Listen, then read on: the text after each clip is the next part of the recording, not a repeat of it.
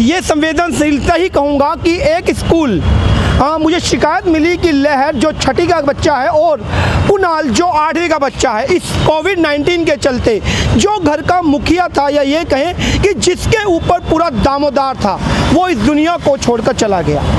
उसके बाद शुरू होती है उस परिवार में प्रताड़ना, या ये कहीं यातना की वो घड़ी कि बच्चे के स्कूल में एग्ज़ाम की डेट आती है और वो पेरेंट्स, या वो कहें कि वो परिवार उस दोनों बच्चों की फ़ीस नहीं जमा कर पाता।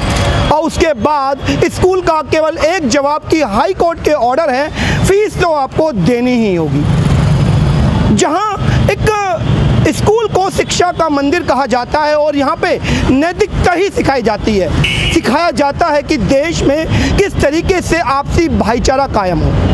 उसके बाद ऐसी असंवेदनशील बात करना कि जिस परिवार का मुखिया ही चला गया, या ये कहें कि परिवार को चलाने वाली वो रीढ़ की हड्डी ही टूट गई, तो वो परिवार किस तरीके से अपने दोनों बच्चों की फ़ीस जमा करेगा। मैं आज 25 तारीख को यहाँ खड़ा हूँ और 26 तारीख से उन दोनों बच्चों के एग्ज़ाम होने हैं, लेकिन वो एग्ज़ाम हो पाएंगे या नहीं, इस बात को हम अभी नहीं कह पा सकते। लेकिन हमें उस सरकार को ज़रूर बोलना होगा, उस प्रशासन को ज़रूर बोलना होगा और चेताना होगा कि कुछ तो इन स्कूलों पे अंकुश लगाओ साहब, कि किस तरीके से ये शिक्षा एक व्यापार में बदल गई, और जिस परिवार की रीढ़ की हड्डी आज नहीं है, या उस परिवार का मुखिया नहीं है, या उस कमाई का कोई साधन नहीं है, कैसे किस तरीके से वो बच्चे की फ़ीस या स्कूल की जो शिक्षा की फ़ीस है, या ये कहें कि वो शुल्क है, वो जमा करें। परिवार की माँ मेरे पास आई और रो रही थी कि मैं अब क्या करूं। जब मैंने स्कूल प्रशासन से फ़ोन कॉल पर बात करी तो सुनिए उनका क्या कहना था। सर, अजय जैन बात कर रहा हूँ। जी सर, बताइए। सर, एक बच्चा है कुणाल गुप्ता, अच्छा उसके फादर एक्सपायर कर गए इन बिटवीन ऑफ कोविड-19। अच्छा। और वो अभी बिल्कुल भी किसी भी कंडीशन में आपकी स्कूल फीस देने के लिए सक्षम ही नहीं है। मेरे पास ये शिकायत आज ही आई है और प्रॉब्लम ये हुई कि आपके एग्जाम कल से हैं।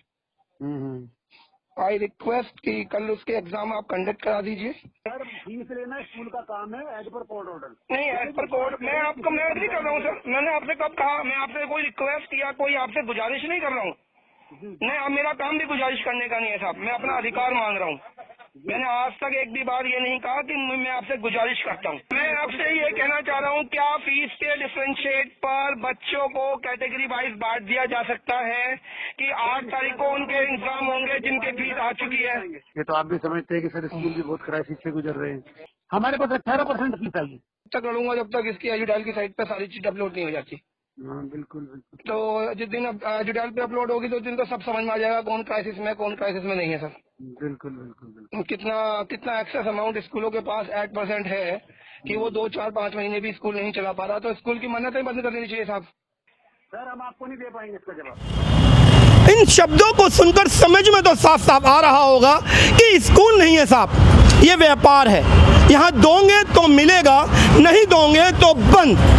और बंद केवल एक परिवार के उस बच्चे की शिक्षा का ही नहीं है, उस भविष्य का भी है कि जो इन जैसे व्यापारियों को खुला छोड़ रखा है कि नोच डालो, जितना हो सके नोच डालिए। लेकिन परिवार चेताएगा, और यदि इस आवाज़ को आप आगे बढ़ाएंगे तो शायद ये प्रशासन भी चेताएगा। और ज़रूरत है जनाब, शायद इस व्यथा से हर वो परिवार गुजर रहा है जिसके बच्चे किसी प्राइवेट स्कूल में पढ़ रहे थे और आज वो इस सिचुएशन में नहीं है कि अपने बच्चों की फीस जमा कर सके। और यदि इस तरह के व्यापारियों को आप खुला छोड़ देंगे तो डेफिनेटली एक आगाज़ होगा। और मैं लगातार दिल्ली पेरेंट्स एसोसिएशन की तरफ से मांग भी करते आया हूँ कि एक 22 तारीख को होने वाले धरने का जिस तरीके से मनीष सिसोदिया ने अपने आप को क्वारंटाइन कर ख़त्म कर दिया, मात्र 15 दिन के लिए साहब। उसके बाद दोबारा आगाज़ होगा और अब की बार आगाज़ शायद उससे बड़ा होगा। जब मैंने फ़ोन कॉल पर यह बात कही कि एक पेरेंट्स यदि नहीं दे रहे हैं तो आखिर होगा क्या, तो उनका कहना था कि हमारे को मात्र 18% फीस आई है और हम भी क्राइसिस में हैं। तो मैंने जब पूछ लिया कि जब इस स्कूल की मान्यता आपको दी जा रही थी तो एक फ़ंड आपसे लिया गया होगा सरकार ने और कहा होगा कि आपको इतना फ़ंड कम से कम अपने अकाउंट में रखना है। यदि आपके पास उस क्राइसिस को झेलने का फंड भी नहीं है तो आपके स्कूल की मान्यता ही रद्द कर देनी चाहिए। तुरंत जब ये सवाल उन्होंने सुना तो फ़ोन काट दिया। फ़ोन काटने से काम नहीं चलेगा जनाब, जवाब तो जनता मांगेगी और यदि जवाब नहीं बनता तो या तो उस परिवार की व्यथा को सुन लीजिए, नहीं तो अब कार्रवाई निश्चित है। मैं अजय जैन, लीड दिल्ली के लिए वीडियो जर्नलिस्ट कंचन के साथ।